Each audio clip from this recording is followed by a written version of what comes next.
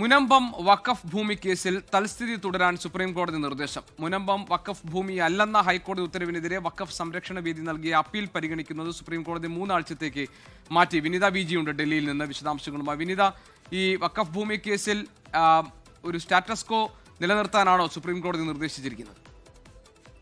അതിക്ക് നിലവിൽ തൽസ്ഥിതി തുടരാനാണ് സുപ്രീം കോടതിയുടെ നിർദ്ദേശം. ഭൂമിയിൽ തൽസ്ഥിതി തുടരുക എന്നാണ് ഇപ്പോൾ സുപ്രീം കോടതി നിർദ്ദേശം നൽകിയിരിക്കുന്നത്. ഈ കേസ് പരിഗണിക്കുന്നത് അടുത്ത 3 ആഴ്ചത്തേക്ക് കൂടി മാറ്റിയിരിക്കുകയാണ്. ജസ്റ്റിസ് മനോജ് മിശ്ര അധ്യക്ഷനായ ബെഞ്ചാണ് ഈ അപ്പീൽ പരിഗണിച്ചത്. ഹൈക്കോടതി ഉത്തരവ് സുപ്രീം കോടതി നേരത്തെ തന്നെ സ്റ്റേ ചെയ്തിരുന്നു. അധികാരപരിധി മറികടന്നാണ് ഉത്തരവിറക്കിയതെന്നായിരുന്നു സുപ്രീം കോടതി വ്യക്തമാക്കിയിട്ടുണ്ടായിരുന്നത്. ഹൈക്കോടതി ഉത്തരവ് സ്റ്റേ ചെയ്തെങ്കിലും ഈ മുനമ്പം കമ്മീഷന്റെ പ്രവർത്തനം തുടരാൻ കോടതി എന്ന അനുവാദമൊക്കെ തന്നെ നൽകിയിട്ടുമുണ്ടായിരുന്നു. മുനമ്പം വിഷയം അത് ട്രൈബ്യൂണലിന്റെ പരിഗണനയിലാണെന്നും അതിനാൽ ഹൈക്കോടതി ഉത്തരവ് ഇറക്കാൻ കഴിയില്ലെന്നുമാണ് വഖഫ് സംരക്ഷണ സമിതിയുടെ ഒരു വാദം ഉണ്ടായിരുന്നത്.